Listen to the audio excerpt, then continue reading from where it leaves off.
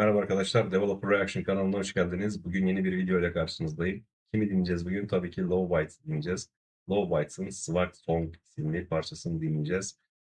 Fakat bu parçayı Shopping Intro ile birlikte yapmışlar. Daha önceki grubun klasik müzik kullandığı parçalardaki videolarımız uzun oldu. Bu da büyük bir ihtimal uzun olacak çünkü üzerinde konuşacak çok fazla detay oluyor. Sözleri Asami yazmış ve besteyi de Miyako yapmış. Çaylar kahveler hazırsa hadi gelin bakalım neler hissedeceğiz.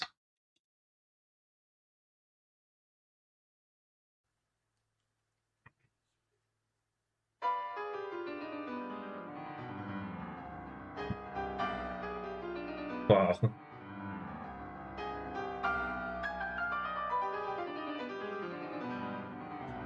Sol ele dikkat edin arkadaşlar, sol ele.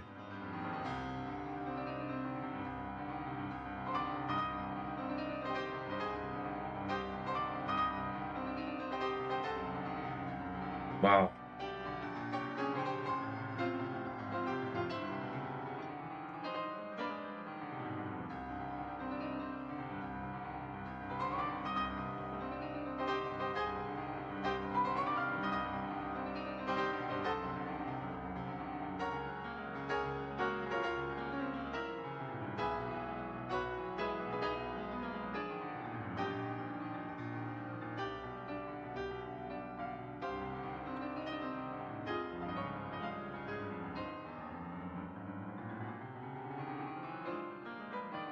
Evet.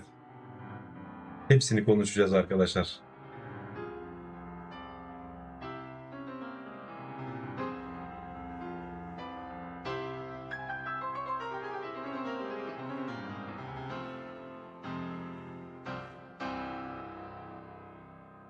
Evet, o sol elin son vuruşundan sonraki nefes alma kısmına ve seyircinin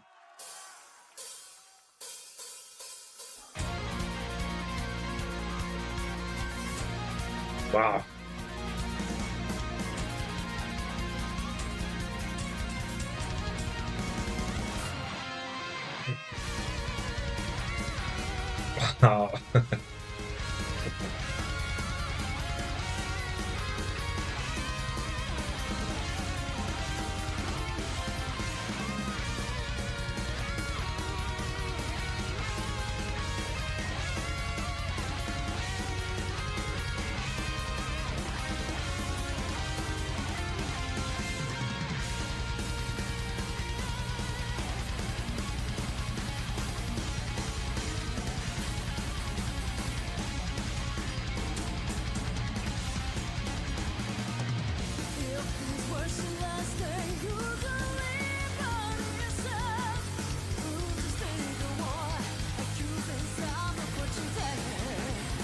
Paranoya bakın.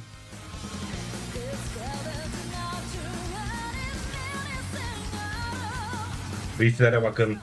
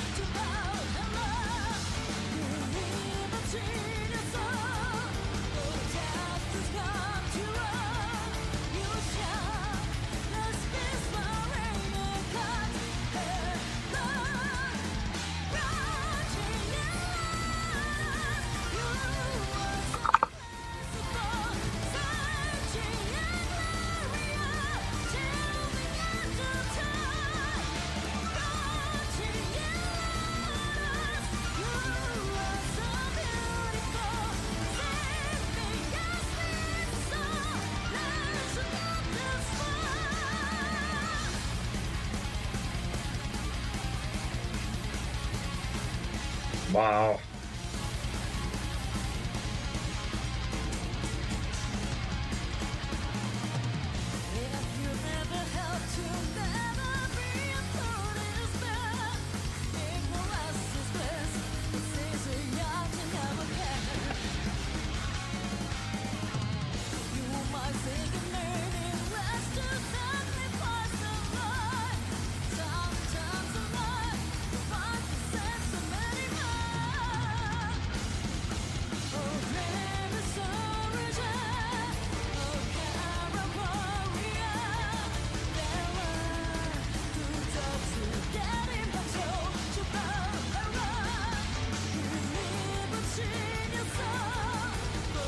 Wow.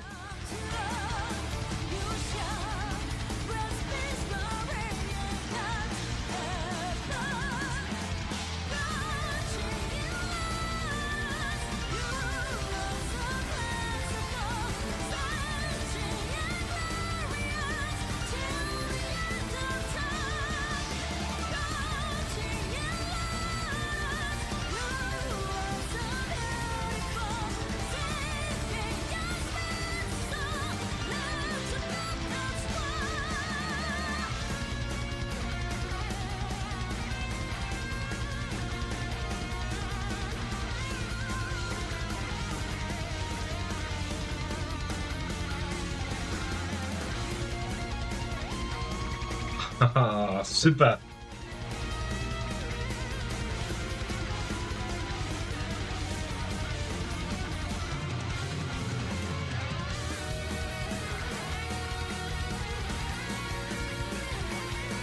Dinleyin arkadaşlar.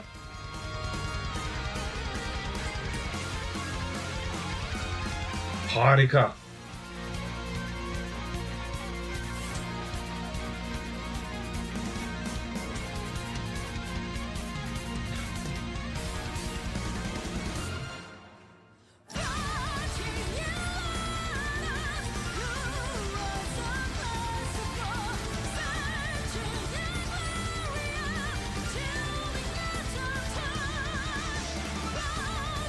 Wow. Asami'nin sesine dikkat.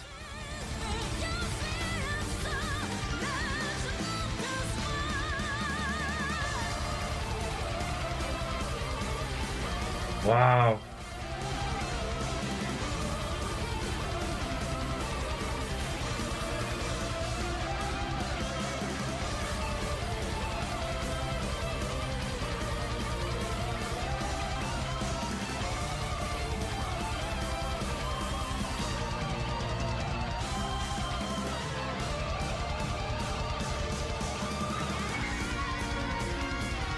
Wow.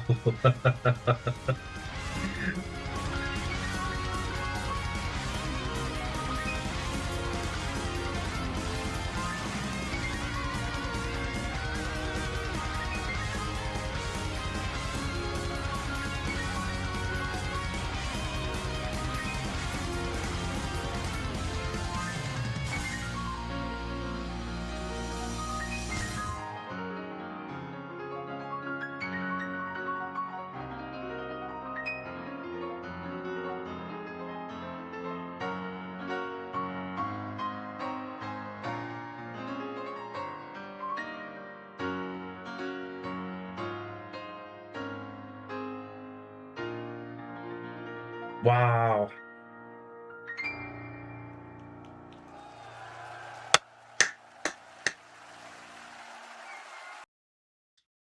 Harika bir şarkı dinledik. Üzerinde konuşulacak çok şey var. Öncelikle şu an dinlediğimiz sadece bir şarkı değil. Low Bites'ın neden diğerlerinden farklı sorusuna verilebilecek en güzel cevaplardan bir tanesiydi. O soruya bir cevap niteliğindeydi açıkçası. Miyako taburesinden kalkıp dikkat ettiyseniz gitarı eline aldığında şarkı durmuyordu ve diğer elemanlar altyapıyı doldurdu direkt. Bu bir showmanship dersiydi resmen. Ee, Chopin'in evet şarkıya girerken bir introsu ile başladık.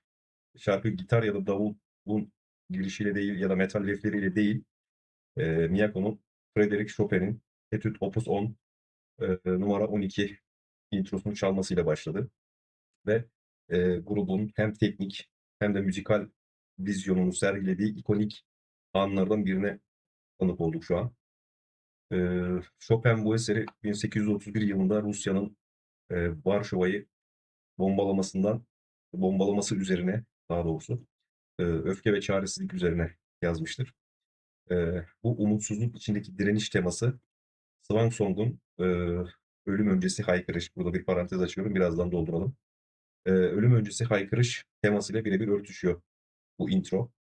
Ee, Swan Song terimi biliyorsunuz mitolojide bir kuğunun ölmeden hemen önce söylediği ve en güzel şarkıyı temsil ediyor. Gerekli bir sanatçının son eseri ya da veda anlamında kullanılıyor. Ancak Low Vice bu şarkıya biraz daha terimi daha umutlu, direnişçi ve bir e, umut içeren tonda işlemiş. Umutsuzluk yerine cennetin kapılarını zorlayan bir karanlığı anlatıyor bu şarkı bence. Klasik müziğin o dramatik karanlık yapısı power müziğin estetiğiyle kusursuz bir tezat ve aynı zamanda harika bir uyum oluşturuyordu. Şahit oldum. İkisini birlikte duyduk çünkü.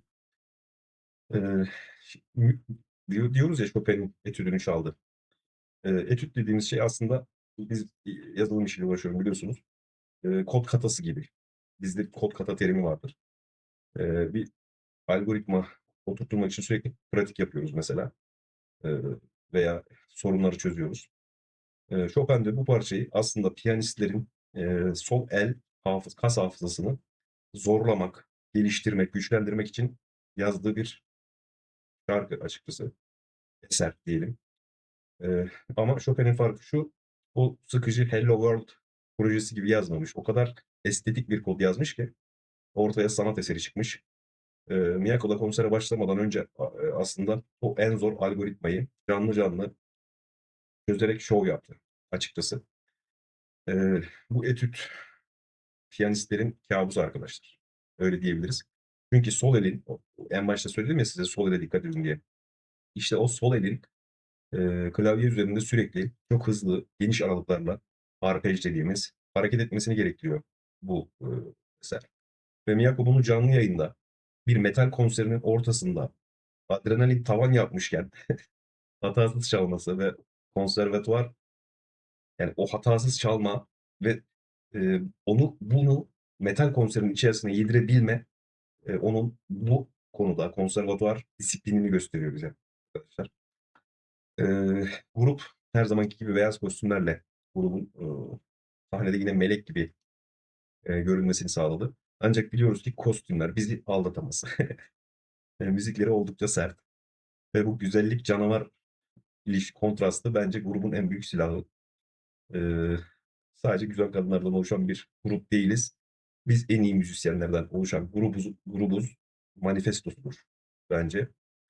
Ee, Miyako introda dediğim gibi piyano başında gördüğümüz Miyako'nun parça metale döndüğünde gitarı eline alıp o karmaşık soloları atması onun multi enstrümentalist yeteneğinin en büyük kanıtlarından bir tanesiydi. E, yani power metal olarak yorumlayabiliriz şarkıyı aslında. Hatta piyano introsu ve klasik müzik entegreli olduğu için senfonik power metal daha doğru olabilir söylem olarak. Ee, yani ana framework power metal ama üzerine senfonik kütüphaneler eklenmiş gibi düşünebiliriz onu. Parça oldukça yüksek bir tempodaydı. Yaklaşık yani yine 170-180 BPM'lik bir tempodaydı. Bu hız bizim Harun'un çift cross kullanımıyla sürekli desteklendi. Şarkı boyunca hiç durmadı. Gördüğünüz gibi çift cross davul ritimleri bir atlet kondisyonu gerektiriyor açıkçası arkadaşlar. Çok zor. Diyorum ya ben onlara, bateristlere ayrıca saygı duyuyorum. Hem kol becerileri, motor becerileri, hem hızları hem kondisyonları çok ayrı bir saygı duyuyorum onlara. Ee, ve dediğim gibi bir atlet kondisyonu gerektiriyor bu çift cross davul ritimleri ve şarkı boyunca hiç durmayan ritimler. Haruna'nın bu minyon yapısına rağmen inanılmaz bir güç üretiyor. Bir şekilde. Çözemiyorum da. Ve nakaratlarda, sololarda sürekli 16'lık çift cross bastı. Ve bu ayak bileklerinde inanılmaz bir ağrı yapar. Ve Harun ama çok güzel dayanıklılık gösteriyor. Dikkat ederseniz yüzünde en ufak bir böyle acı ifadesi yok. Gülümseyerek çalıyor ve bu tekniğin ne kadar rahat olduğunu kanıtlıyor bize. Ve Asami'ye geldik. Dikkat edin dedim sesine yine videonun başında o nakarat kısmında. Ee, tamamen dinamik kontrolü üzerine kurulu bir Asami dinledik yine. Bu parçada orta yüksek tondaki o yeteneklerini sergiledi yine bize. Şarkının nakaratı akılda kalıcı yine antemik bir yapıdaydı. Şarkının sonlarına doğru yüksek tempoyu ve o yorgunluğa rağmen Asami'nin sesindeki kontrolü kaybetmemesi ve uzun notaları tutabilmesi teknik açıdan çok zordur. Ama etkileyici bir şekilde çok güzel yaptı orayı. Şarkı bittiğinde ise Asami'nin seyirciye bakışı ve o duruşu, "Biz buradayız, biz en iyisiyiz." eee, diyen o özgüvenli duruşu gördük. Miho yine bu performansta Miho yine harikaydı. Fingerstyle dediğimiz şekilde çaldı ve bas gitarın sesi gitarların, tiz tonları ile davulun kick'i arasındaki köprü görevini görüyor. Slang Song'da, bas gitar, piyanonun bıraktığı dolgunluk hissini, devraldı diyebiliriz. Çok güzel bir iş çıkardı Miho burada. Twin gitarlarımız yine, harikaydı. Tek sololar ve, sonrasında harmonik birleşim. Eee, Şarkı klasik heavy metal'in gallop ritmi, üzerine modern bir tonla birleştirilmişti. Şarkının ana riff'i tek bir gitarla değil, 2 gitarın farklı oktav ve, armonilerden çalmasıyla duvar gibi bir ses oluşturdu ve yine Midori, legato ve tapping, çalarken Miyako ise daha böyle melodik ve slap picking ağırlıklı klasik müzik altyapısını belli eden şekilde çaldı. Harika bir şarkı dinledik arkadaşlar. Özetle bu performans sadece bir metal şarkısı değil, klasik müziğin disipliniyle, heavy metalin enerjisinin birleştiği, Low Bites'ın müziğin sınırları yoktur felsefesinin sahneye yansımış halidir diye yorumluyorum ben. Çok keyif aldım izlerken. Yine burada gerçekten şovu Miyako yaptı. Çok da güzel yaptı. Çok beğendim parçayı. Umarım siz de beğenmişsinizdir. Bir sonraki videoda tekrar görüşelim olur mu? Hoşça kalın.